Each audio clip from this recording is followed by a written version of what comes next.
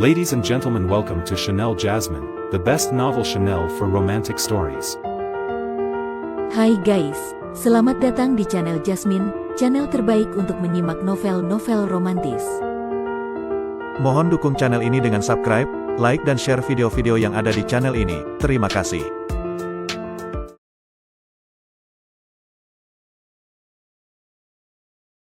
Perintah Kaisar Naga bab 4676, 4677, 4678. Dev menganggukkan kepala sambil berkata, benar, di dalam ruang pohon kuno itu. Ruang pohon kuno, Sing Daorong menunjukkan ekspresi penuh kebingungan, seolah-olah tidak mengetahui apa yang dimaksud Dev dengan ruang pohon kuno. Melihat wajah bingung Sing Daorong, Dev juga merasa aneh dan bertanya, apakah kau benar-benar tidak tahu tentang ruang pohon kuno itu? Sing Daorong menggelengkan kepalanya. Tidak tahu, itu adalah pohon kuno di dalam penjara besar. Bukankah kau pernah menugaskan Bai Cheng untuk menjaga pohon itu? Bagaimana mungkin kau tidak tahu tentang ruang pohon kuno itu? Dev bertanya dengan tidak percaya. Oh, kau maksudkan pohon kuno di dalam penjara itu? Penjagaan pohon itu adalah perintah dari Tuan Kota beberapa tahun yang lalu, jawab Sing Daorong. Pada saat itu, penjagaan penjara ditugaskan kepada Yan Xuangying, sementara penjagaan pohon kuno diperintahkan kepada saya untuk menempatkan orang.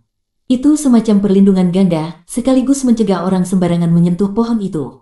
Tapi saya tidak tahu bahwa pohon itu memiliki ruang di dalamnya, apalagi Tuan Kota ada di sana. Dev menjelaskan, di dalam pohon kuno itu terdapat sebuah ruang. Tuan Kota kalian sedang berlatih dalam pengasingan di dalamnya. Aku sempat melihatnya sekali. Selain itu, pohon kuno itu menyerap energi spiritual para tahanan untuk menyediakan sumber daya bagi Tuan Kota kalian dalam berlatih. Mendengar itu, Sing Daorong terdiam sejenak. Wajahnya mulai menunjukkan kekhawatiran, lalu ia berkata, kalau begitu, Tuan Kota seharusnya tahu tentang apa yang terjadi di kota binatang, bukan? Jika dia tahu bahwa kita membunuh Qiu Wanxing, maka kita dalam masalah besar. Pada saat ini, Sing Daorong mulai terlihat panik. Jika Tuan Kota memutuskan untuk menghukum mereka, dia tidak akan mampu menanggungnya. Bahkan Dev mungkin tidak sanggup menghadapi hukuman itu, karena Tuan Kota adalah seorang ahli di tingkat alam abadi. Meskipun Dev mampu membunuh seorang kultivator di alam Mahayana, begitu seseorang memasuki alam abadi, kekuatannya akan mengalami lompatan kualitatif yang luar biasa. Tingkat Mahayana masih tergolong manusia biasa, tetapi begitu memasuki alam abadi, mereka menjadi setengah abadi. Jangan khawatir, aku berencana pergi menemui Tuan Kota kalian besok. Sekarang sepertinya dia hanya fokus pada upaya mencapai kenaikan ke dunia abadi. Dia mungkin tidak ingin lagi peduli dengan masalah kecil di kota binatang ini. Namun, untuk urusan memasuki kediaman Tuan Kota dan ambisi menjadi Tuan Kota, kau sebaiknya menahan diri dulu. Jangan terlalu terburu-buru, Dev mencoba menenangkan Sing Daorong. Baik, aku menunggu kabar baik dari Tuan Chen. Sing Daorong mengangguk penuh harapan. Setelah berbincang dengan Sing Daorong, Dev kembali ke kamarnya untuk beristirahat dengan baik. Esoknya, ia berencana menemui Tuan Kota untuk berbicara. Jika semuanya berjalan lancar, dia akan meninggalkan kota binatang ini, karena sudah beberapa hari dia berada di sini. Tambang batu spiritual akan dikelola dan ditambang oleh Sing Daorong, sedangkan Dev hanya perlu datang untuk mengambil batu-batu spiritual itu nanti. Mengenai pohon kuno tersebut, Dev tidak berniat untuk mengambilnya. Lagi pula, itu adalah barang yang vital bagi latihan Tuan Kota. Jika Dev ingin memilikinya, dia pasti harus bertarung dengan Tuan Kota. Meskipun Dev telah mencapai tingkat kedua alam Mahayana, dia masih tidak percaya diri untuk menghadapi kultivator tingkat alam abadi. Selama Tuan Kota tidak mencampuri urusan kota binatang dan tidak mengincar tambang batu spiritual miliknya, Dev tidak akan mengganggu latihan Tuan Kota. Namun, ketika Dev baru saja membuka pintu kamarnya, tiba-tiba sebuah bayangan melompat ke arahnya. Sebelum Dev sempat bereaksi, dia sudah merasakan sesuatu yang lembut melingkupinya. Tak lama kemudian, aroma tubuh yang menggoda memenuhi hidungnya. Dev menunduk dan melihat bahwa orang yang memeluknya adalah Xiong-Ying. Saat ini, Xiong-Ying tidak mengenakan sehelai benang pun. Kulit putihnya yang mempesona membuat mata Dev terbelalak. Terutama aroma tubuh Xiong-Ying yang aneh namun memikat, membuat darah Dev mengalir deras ke kepalanya. Xiong-Ying, apa yang sedang kau lakukan? Cepat lepaskan aku, Dev berkata dengan gugup dan sedikit bingung. Tuan Chen, ambillah aku. Aku tahu kau bukan orang biasa, dan kau pasti akan meninggalkan tempat ini nanti, ujar Xiong-Ying sambil memeluk Dev erat-erat. Jika kau pergi, bagaimana dengan aku dan kakakku? Dengan kekuatan kami berdua, kami tidak akan mampu melindungi diri sendiri. Jangan khawatir, meskipun aku pergi, aku akan meminta Jenderal Sing untuk menjaga kalian berdua, ujar Dev dengan nada menenangkan. Dengan perlindungan Jenderal Sing, apa yang perlu kau khawatirkan? Namun, Xiong-Ying tetap bersikeras, itu berbeda. Jika Tuan Chen menerimaku sebagai wanitamu, maka aku akan menjadi milikmu. Dengan begitu, Jenderal Xing pasti akan menghormati kami sepenuhnya. Namun, jika aku hanya teman Tuan Chen, perlakuannya pasti tidak akan sama. Lagi pula, aku benar-benar menyukaimu. Tolong, jadikan aku milikmu. Xiong Ying menatap Dev dengan mata berkaca-kaca, memohon dengan tulus. Dev menatap wajah Xiong Ying yang penuh kepolosan dan kecantikan luar biasa itu. Ditambah dengan pesonanya yang memikat, Dev mulai kehilangan kendali atas dirinya. Kalau begitu, aku tidak akan sungkan lagi, ujar Dev sambil mengangkat tubuh Xiong Ying dan meletakkannya di atas ranjang. Malam itu, suasana kamar berubah penuh keintiman, seperti bunga persik yang mekar di musim semi. Namun, di luar kamar Dev, Yao Mei berdiri dengan air mata yang membanjiri wajahnya. Perasaan Yao Mei terhadap Dev sebenarnya lebih berupa rasa syukur daripada cinta. Namun, sebagai wanita, ia memiliki naluri kompetitif yang kuat. Ia pernah menghabiskan malam bersama Dev, tetapi pria itu tidak pernah menyentuhnya. Sementara dengan Xiong Ying, Dev terlihat seperti harimau lapar yang menerkam mangsanya. Yao Mei mengakui bahwa kecantikannya tidak sebanding dengan Xiong Ying, tetapi sikap Dev yang begitu pilih kasih membuat hatinya terasa tidak nyaman. Terlebih lagi, jika Dev benar-benar pergi, bagaimana nasibnya? Kakaknya telah tiada, dan ia kini sendirian, tanpa siapapun untuk bergantung. Beberapa saat kemudian, Yao Mei menghapus air matanya dan menunjukkan tekad yang kuat di matanya. Tidak peduli kemanapun kau pergi, apakah kau menerimaku atau tidak, aku akan tetap mengikutimu, gumam Yao Mei dengan penuh keyakinan. Ia memutuskan untuk mengikuti Dev kemanapun pria itu pergi. Lagi pula, ia hanya seorang diri, tidak ada yang perlu ia takutkan. Setelah memutuskan, Yao Mei berbalik dan kembali ke kamarnya. Ketika Dev membuka pintu, ia tidak menemukan Yao Mei di halaman. Ia tidak tahu bahwa Yao Mei telah mendengar semuanya dari luar kamar sepanjang malam. Keesokan harinya, Dev menemui Xing Daorong dan bersama-sama mereka pergi ke penjara besar. Dengan Xing Daorong yang menemaninya, mereka berhasil masuk ke penjara tanpa hambatan. Dev kemudian menuju pohon kuno itu. Ia menyentuh pohon tersebut dengan kedua tangannya, dan kesadarannya memasuki ruang di dalam pohon kuno itu. Pertemuannya dengan Tuan Kota kali ini berlangsung sangat lancar. Tidak diketahui apakah Tuan Kota telah menyelidiki latar belakang Dev, tetapi ia bersikap sangat sopan kepada Dev. Tuan Kota bahkan bersedia menyerahkan posisi sebagai penguasa kota kepada Xing Daorong, dengan satu syarat pohon kuno itu tetap berada di tempatnya. Dev menyetujui permintaan tersebut. Dengan Xing Daorong sebagai pemimpin kota, kota binatang secara tidak langsung menjadi wilayah kekuasaannya. Setelah keluar dari ruang pohon kuno, Dev menyampaikan pesan dari Tuan Kota kepada Xing Daorong. Mendengar itu, Xing Daorong nyaris melompat kegirangan. Hari itu juga, perintah resmi dari Tuan Kota tersebar ke seluruh kota binatang. Setelah bertahun-tahun menghilang, Tuan Kota tiba-tiba mengeluarkan perintah untuk menyerahkan jabatannya kepada Xing Daorong. Ketika Yan Xuangying, penjaga penjara, melihat perintah itu, ia sangat terkejut. Namun, karena itu adalah keputusan Tuan Kota, ia tidak berani protes sama sekali.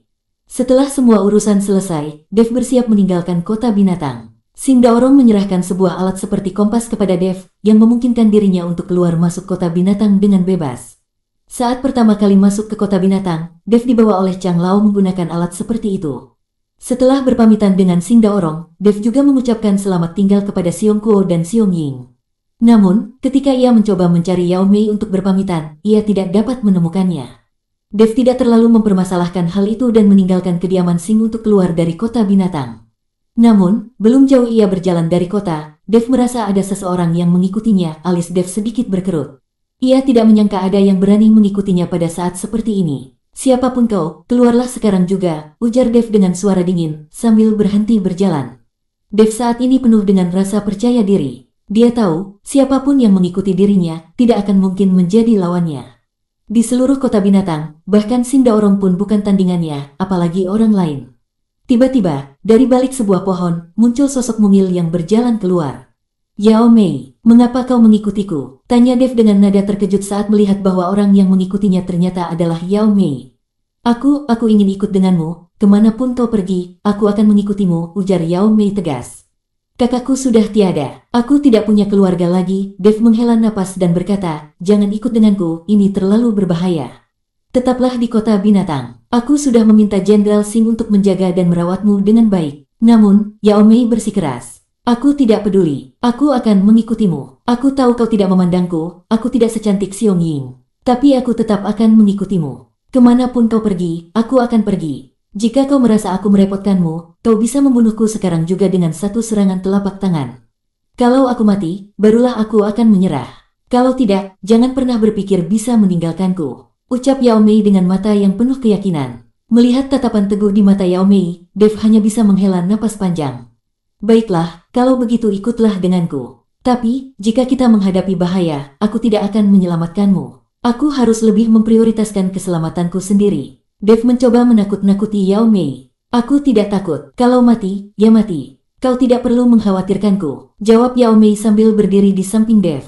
Akhirnya, Dev hanya bisa membiarkan Yao Mei ikut bersamanya. Keduanya meninggalkan wilayah kota binatang. Saat Yao Mei mengikuti Dev melewati formasi ilusi di sekitar kota binatang dan melihat dunia luar untuk pertama kalinya, matanya berbinar seperti anak kecil yang menemukan mainan baru.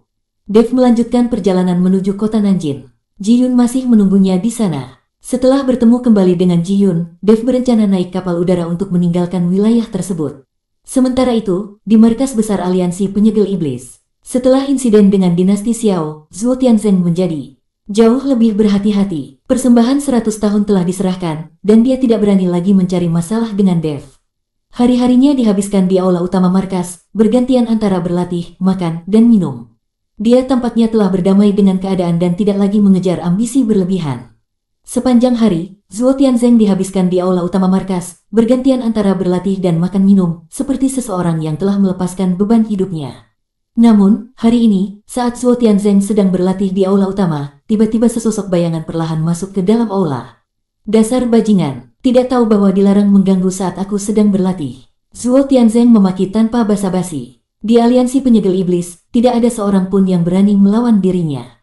Sebagai pemimpin aliansi, dia memiliki otoritas semacam itu. Namun, sosok tersebut tampaknya sama sekali tidak mendengar kemarahan Zhuo Tianzeng dan tetap berjalan mendekatinya.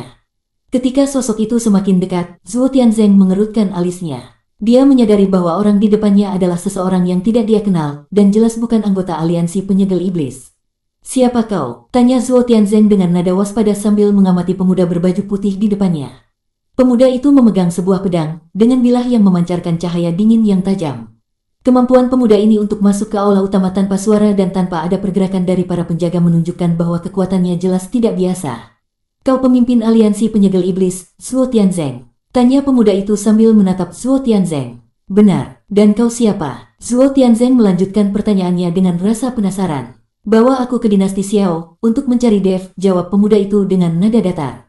Mendengar nama Dev disebut, Zhuo Tianzeng sepertinya langsung teringat sesuatu. Dia segera berdiri dan bertanya dengan cepat, "Kau dari istana ke-10?" Pemuda itu hanya mengangguk sedikit tanpa mengatakan apa-apa. Melihat itu, Zhuo Tianzeng langsung mengubah sikapnya menjadi penuh hormat dan segera turun dari tempat duduknya. Saat menghadapi orang-orang aliansi penyegel iblis, dia adalah pemimpin yang tinggi dan berwibawa. Namun, di hadapan orang-orang dari istana ke-10, dia tidak lebih dari seekor anjing. Itu, dinasti Xiao adalah, Zhuo Tianzeng mencoba menjelaskan sesuatu tentang dinasti Xiao.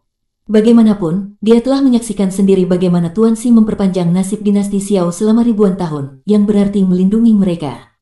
Selain itu, kekuatan Tuan Xi juga dia saksikan langsung. Jika orang dari istana ke-10 ingin pergi ke dinasti Xiao untuk mencari Dev demi balas dendam, bukankah itu sama saja dengan mencari kematian? Namun, sebelum Zhuo Tianzeng sempat menyelesaikan kalimatnya, pemuda itu hanya memberikan tatapan dingin padanya, yang langsung membuat kata-katanya tersendat dan terhenti. Pemuda itu berbalik dan mulai berjalan keluar. Melihat itu, Zhuo Tianzeng tidak punya pilihan lain selain mengikuti di belakangnya dengan ekspresi penuh keengganan. Bersambung.